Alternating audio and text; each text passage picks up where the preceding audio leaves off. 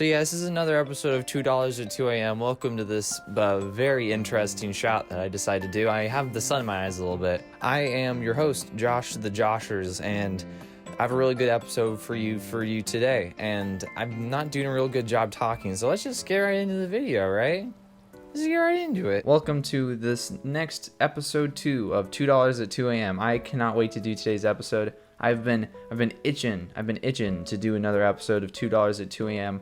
for a full year now. This video is going to come out a full year after the inaugural pilot episode, but this is the same show you've grown to love, and we're going to be doing an episode 2 right now. All right, let's get on to shopping. Okay, so the general premise of the show is that we have about $2 to spend. So let's take a quick look at Red Faction Gorilla. His belt is in a really weird position. Like, you see how his body is facing to his right, but his belt buckle is like really far on the left side of his body. Okay, no, we gotta keep on going. Cooking Simulator, that's a fan favorite of the show. I'm on this eShop so often that I see Cooking Simulator go on sale for $2. Actually, like every cycle of sales, you know, and like this is a game that I'm probably gonna talk about every single episode of $2 at 2 a.m. But it's never gonna get bought, you know. First Tree, okay. This is looking like a game that may actually make it onto the list. I heard a song about foxes in 2012. I really like how this game looks. The story ends at the beginning of life. An ending you won't soon forget. It could be the meteor that killed all the foxes that I've read about in all the history books. Yep, this is definitely gonna go on the list. The First Tree. That's some good stuff right there. Doom. We're not gonna play Doom, I'm sorry. Sorry to get your guys' exciteds up. Slender. No, we're not playing Slender. Table Tennis. We're not playing Table Tennis. This is by the people who make a lot of other 9-cent games. Dragius Games. I've definitely seen them around. This looks kind of fun. Wait a minute. Wait, why does this game actually have kind of a decent style to it? Like, this isn't just like every other platformer game. This is good stuff. That ice level looks bad. This is going on the list. Spirit Roots. That's a 9-cent game. I can't say that I've actually flown a plane in real life. If I did, I actually couldn't because I don't think I have the vision. My vision's really bad, and I don't think I could do this. No, this is too, like, I like flying planes for fun, not for war. Knock 'em Down Bowling. That logo is giving me good vibes. Genuine 3D bowling where you can swing the Joy-Con controller to bowl. This is just Wii Bowling, and you're trying to sell it to me like it's what in God's green earth is this? This is not bowling. There's no way this can actually be good. I love how the whole sell is that you can swing your Joy-Con. It's like, no freaking way, no way. Like, hasn't Nintendo made a bowling sim on the Switch already? All right, Knock 'em Down Bowling. That's good stuff. We'll put that one on the list. So this doesn't look as good as I thought it was gonna look, but I could definitely start growing. Like, I could definitely see myself getting into this art style, but it's just gonna take a little bit, you know. It's not something that's immediately super good to look at, but it is something that I think I could get into. Look at that bird. That's a good bird. Fun activities, grow plants, create your own outfit, decorate the island, help your villagers out. Help the villager out. There's only one villager. You know what? I think I'm gonna check the developer of this, because if they've made like 20 games and they're all like, okay, they've only made 3 games, and honestly, that is, I think that's a good sign, because it means they actually probably care about the games they make a little bit, because they're not just the developer that makes a quick game and like ships it out and puts it on the store for $4. It's like, we've made a couple good games that are now on sale. Castaway Paradises, that's good right there. Let's, you know, we'll come back up for that one. I want to get like at least one more good game. All right, okay, this is gonna be our last game. I bet this game is gonna hit me. I think I've seen this game before. It's called Art School. Be an artist, show the world your artistic soul, have fun. What else is art for if not to just have fun, huh? Okay, this will be the last game. I'll put it on the wish list, and what we're gonna do is let's take a look at all the games we have so far. All right, let's take a look at our pool we got here. Knock 'em Down Bowling, the bowling game that we definitely have played before, the first tree, which is probably the most competent game out of all of them, Spirit Roots, which the idea of the game is probably much better than how the game's actually going to be. Castaway Paradise is definitely a similar experience where it's like the idea of it is probably better than it actually is. And then the artsy option, in the most literal sense possible, Art School. Okay, Knock 'em Down Bowling. I think this is going to be the first one that I'm going to remove because we've all played this game before. And should we be enabling people to remake the same game on every single console? No. Knock 'em Down Bowling. I'm sorry, man. You just can't compete. Alright. Next one that I'm thinking about knocking off the list is Castaway Paradise. I don't know. I feel like in like these sorts of games for me, like these like harvesty sort of like meet people and talk, kind of Animal Crossing, kind of Stardew Valley, kind of these sorts of games usually don't capture my attention like others do. I'm sorry, Aria, but Castaway Paradise, bang, get off the list. I honestly think that these, like, if any of these three games that we decide to pick are gonna be good, Spirit Roots may have to be the game we drop off and say goodbye to, because like I'm not an idiot. Like I know this developer. They make a lot of games, and this is just the kind of developer they are. Look at how many games they have on. Wow, this is great actually. They're the people that had Weekwood Throne. That was from last that was from the last $2 at 2 a.m. There's definitely a world where this controls terribly. Okay, I don't think I'm ready to get this off the list just yet. I don't think I'm ready to get it off just yet. Let's see, Art School. I really like your general aesthetics. The only thing about this is that, because obviously this game is meant to be played in handheld mode, which I can't record because that'd be bad, but like in terms of the art, the actual meat and bones of this game, I think it's just not gonna happen. If I were to play this game at 2 a.m., I'd make really, really bad art pieces, and that doesn't make for good content. Art School's gone. Okay, let's take a look at First Tree, because this is, you know, like it looks amazing. It's one of those like really relaxed games that you could really get behind at a 2 a.m. type deal. It's a good 2 a.m. game, and I think that it's gonna do us a lot of good. It's not a fox simulator. I think they're trying to give themselves too much credit to be beyond just a fox simulator. Like I played a game called Rhyme for a really old video that probably isn't even up on my channel anymore. And that game was awesome, but it was like incredibly slow and boring. Like I really like that game, but it's slow and boring. On the other hand, we got Spirit Roots, which is like oh my god, it's like in your face, really good. Good, being generous. But let's give the trailers a watch, all right? This is a surprisingly robust story. They were to live separately in peace on a planet forged from the destroyed remnants of their... What the heck? This is like Star Wars. This is Dune levels of science fiction writing. Literally their whole budget went into this trailer.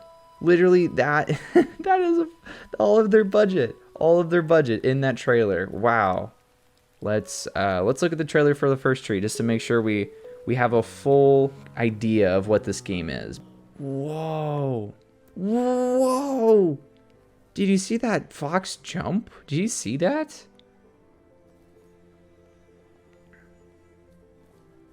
This is so cool. Holy crap. This is the kind of game that you play at 2 a.m. and you be like, oh my god, I am not in the emotional capacity to play such a game. But then it's in a good way though. Oh my god, that was great. What other games do these folks make? They have just made the First Tree. This was a passion project by a person who addresses his own game developer as just his name. Alright, I've made my decision. The First Tree is going to be the game we play tonight, and I know that a lot of people were rooting for Spirit Roots, but we're going to go with First Tree. Congratulations, First Tree. You're the winner. You won this round of 2 a.m. at 2 Thoughts. It's also $2, you know. let's purchase it. All right, I'll see you on the other side when I'm actually playing the game. Thank you for watching 2 a.m. at $2. Catch you on the other side.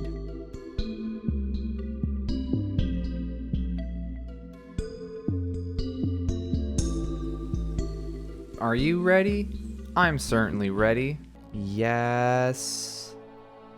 This is what I need right now. Give it to me. Put it into my frontal lobe. Put it in my eyes. No, my occipital lobe. Put it into my occipital lobe. Put it in my brain. Give it to me right now. Visually, this game is very nice. Those eyes out of my head. She was running in the windy snow, looking for something. Do you think it has to do with you and what's been going on? I don't know. It was just a dream, Rachel. They're not meant to make sense. This game is gonna be sad. I knew it was gonna be sad. I didn't think that there was gonna be big old voiceover people as much as because I think the whole narrative is basically just gonna be about this dude being sad and their partner being like, hey, are you sad?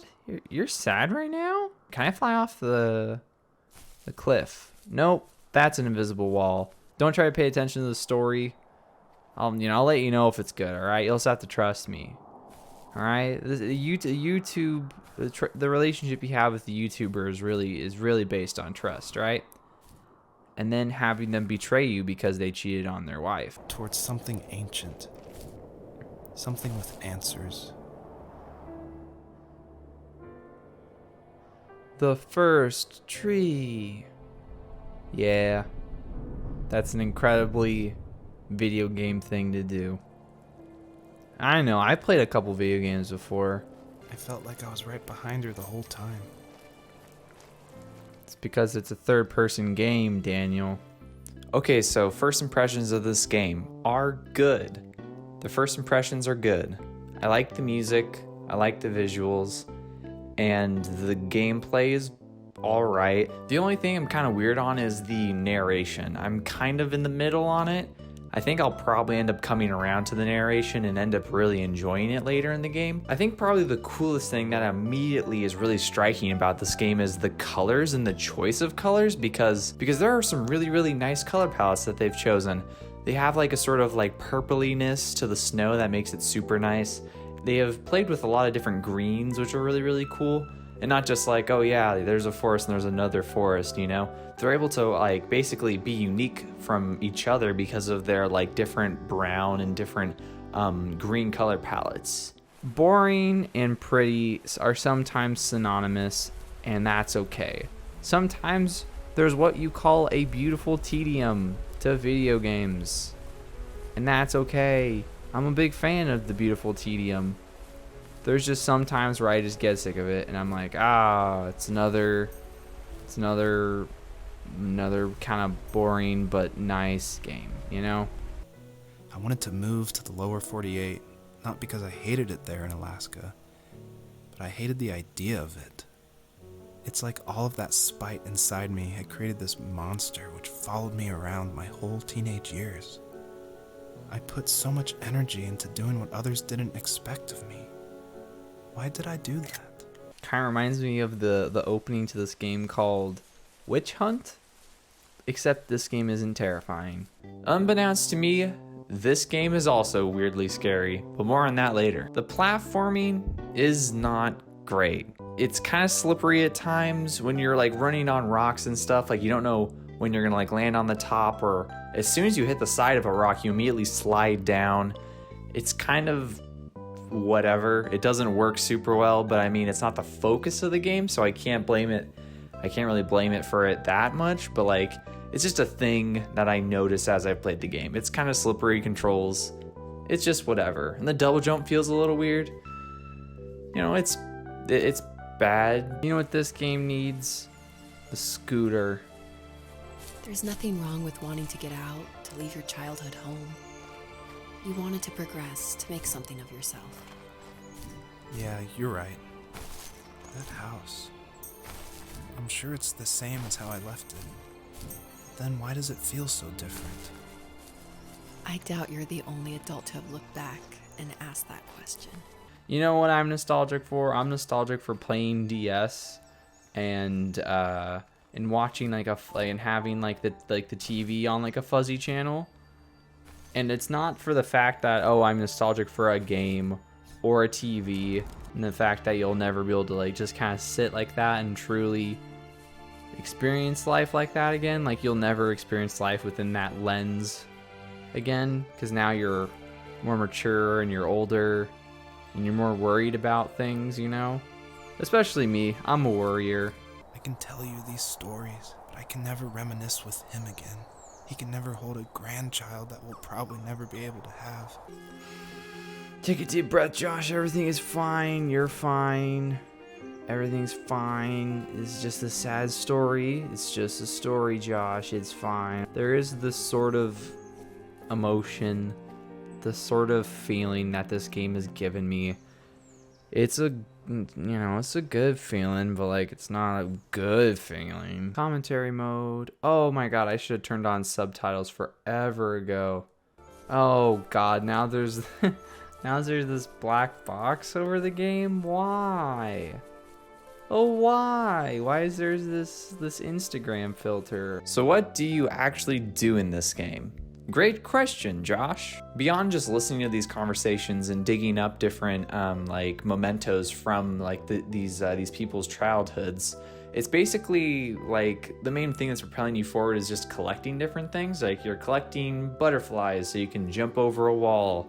You're collecting rocks so a thicket will move, you know? It's very kind of whatever it needs to be because it's focusing mostly on the narrative. Another thing is that the narrative and the like actual game itself are very distinct because like what the fox is doing is not the same between the people's narration and them telling their stories. It's tangentially related, but it's not super connected as I think the game was intending it to be. There's definitely some metaphors there because, you know, if you really start thinking about it, isn't everything about life and death, right? And something that must have something to do with death is just how terrifying the game could be at sometimes. I said I'd get to this point, but the game is just scary. Like there's this one particular part of the game that it's like space. I mean, I'll just show it to you right now. Okay. Oh my god, this is both beautiful and terrifying, similar to. Oh my god. Oh my god. Okay. Critical brain is now engaged. Sad brain is slightly disengaged. In this game, it feels like everything is just a little too big. Like your destination is there, but there's just so much time in between You have strength, Joseph, these. and you're not Oh as my alone god. as you think. I feel like my overall opinion of this game is gonna be very contingent on what the ending is. Because so far, game is kind of, gosh dang it, the game is kind of won me over with the story because it's, you know, I was talking about it and I was saying like, ah man, like that sort of like regret, like nostalgia for a simpler time, and also the people that you hung out with and the people that were in your life that aren't in your life anymore. I don't know, this game's kind of like, I know it's not meant to be spooky, but it's just spooky a little bit, you know, just a little bit spooky. I need to keep on talking or I'm gonna start really being scared. I don't know why this game is scaring me. Hold it together, Josh. You'll be fine. That's how death is, man. You're like, hey, you know, we have plenty of time, right? And then it's like, oh my god, fuck, jeez, we're fine. Jeez, man. No sound. In the distance, the first tree illuminated the wasteland. I guess the game was right. This wasn't just a fox simulator. Because I am no longer a fox. At least I don't think I am. I don't got no feet.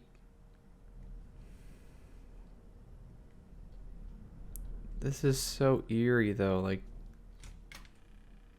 Jesus H. Christ.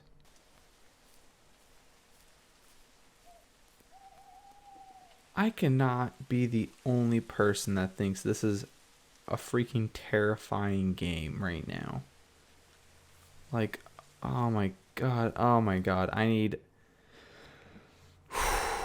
just need to take a breath. I need to bring myself back to reality. I'm sitting here in this office and things are gonna be fine. You know what game this reminds me of? Death Stranding. Especially this specific part of the game.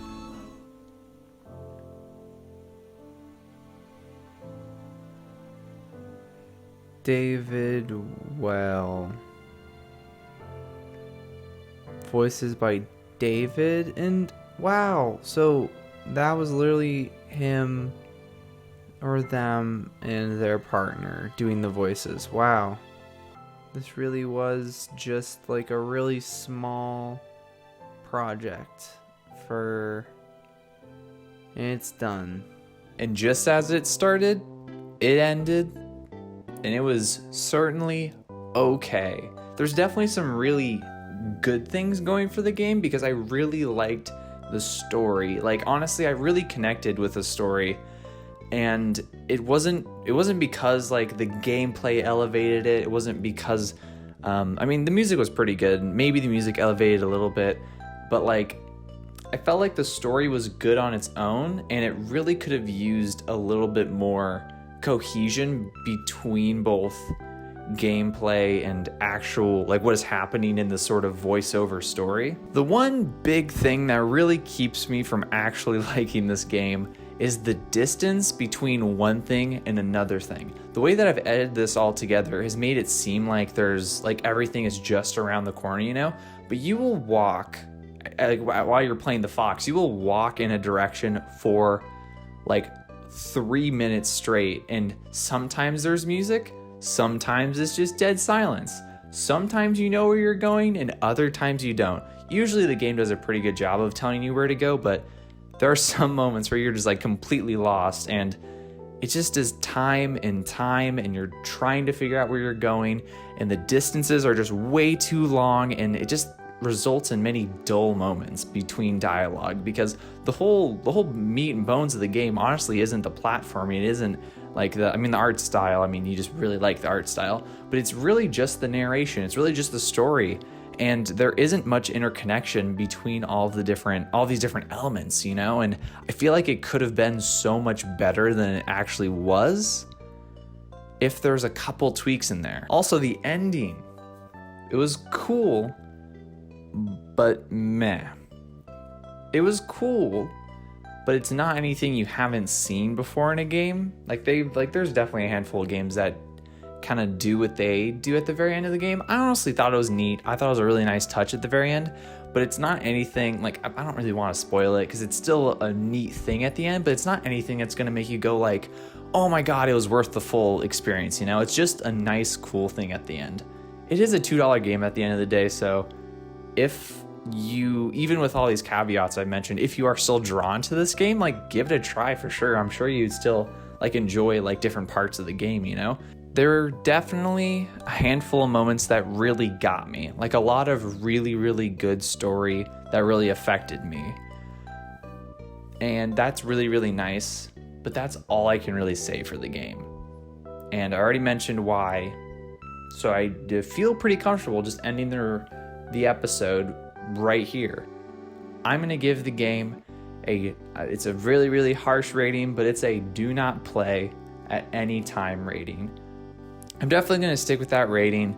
I think the game I think it's really what the game could have been that makes me so disappointed, because the story, the core of it is really, really good, but like there's so many like just surrounding things that I think could have been better.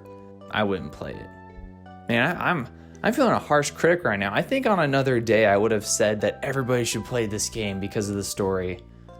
I don't know. I think it's because it scared me. The fact that the game had the audacity to scare me, that's why I'm so harsh on it. Yeah, I don't feel bad about it anymore. That game was freaky.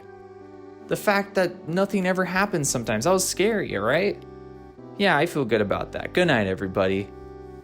I'll see you in the next episode in a year, maybe. Have a good one, y'all.